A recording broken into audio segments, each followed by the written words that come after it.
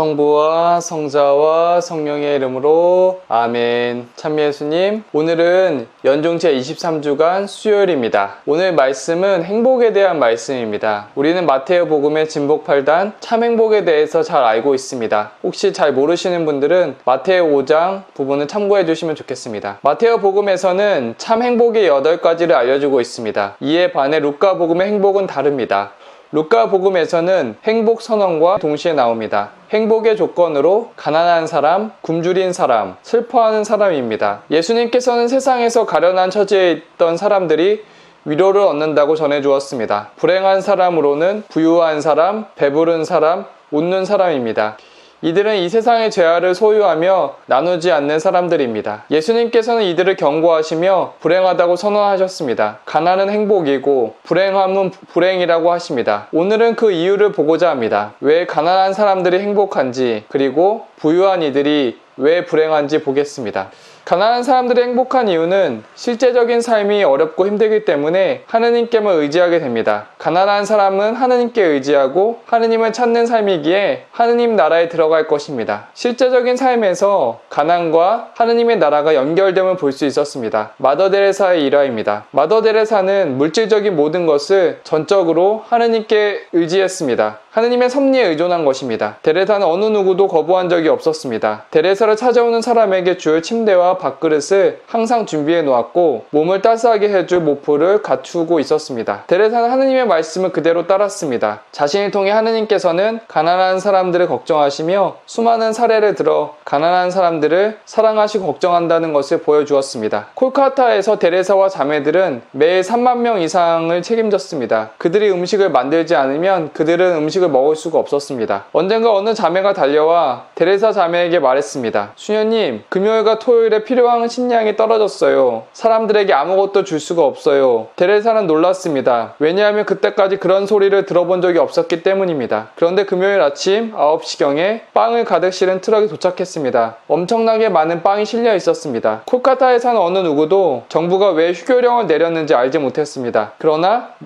학교가 문을 닫았다는 것은 사실이었고 학교에 갈 모든 빵이 왔던 것입니다. 그래서 이틀 동안 우리 가난한 사람들은 배가 터지도록 빵을 실컷 먹을 수 있었습니다. 데레사는 왜 하느님께서 학교 문을 닫게 하셨는지 알고 있었습니다. 하느님께서 들판의 풀잎이나 새들 혹은 꽃들보다 우리 가난한 사람들 중요하게 생각하고 계신다는 것을 알고 그렇게 하신 것입니다.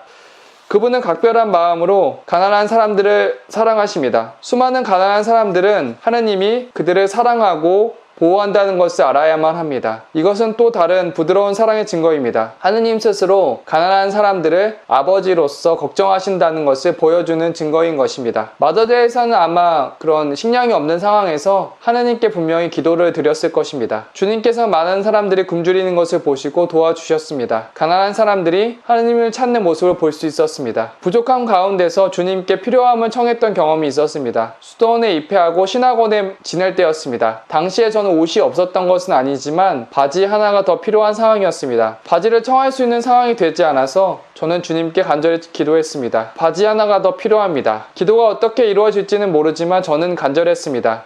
기도가 이루어졌으면 좋겠다는 마음이었습니다. 시간이 지나고 어느 날 한 형제가 바자회에 갔다가 바지를 사왔습니다. 자신에게는 맞지 않는다고 그냥 저에게 주었습니다. 그 바지는 아주 좋은 바지였고 아주 마음에 드는 바지였습니다. 제가 느낀 점은 넉넉할 때 주님을 찾는 것이 아니라 부족할 때 주님을 찾게 되면 볼 수 있었습니다. 부유하고 넉넉한 가운데 주님을 찾는 것이 아니라 어렵고 힘든 상황에서 주님을 찾게 됩니다.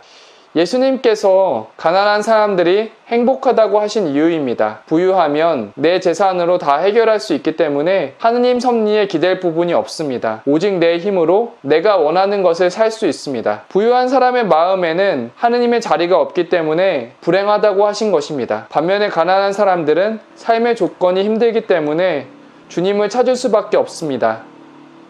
하지만 가난하더라도 하느님보다 재물에 대한 탐욕이 많으면 구원받기 어려울 것입니다. 부유하더라도 재물보다 하느님을 찾는다면 주님께서 구원으로 이끌어 주실 것입니다. 또한 부유한 이들은 재물로 가난한 이들을 도우며 하늘나라의 보물을 쌓을 수 있습니다. 예수님께서 우리에게 말씀하신 것은 단순하십니다. 아무도 두 주인을 섬길 수 없다. 너희는 하느님과 재물을 함께 섬길 수 없다. 마테오 6장 24절 말씀입니다. 이 말씀을 오늘은 행복과 불행으로 설명하신 것입니다. 그리고 재물보다 하느님을 찾으라는 말씀입니다. 오늘 하루 내 마음이 하느님께 있는지 아니면 재물에 있는지 돌아보는 시간이 되었으면 합니다. 성부와 성자와 성령의 이름으로 아멘.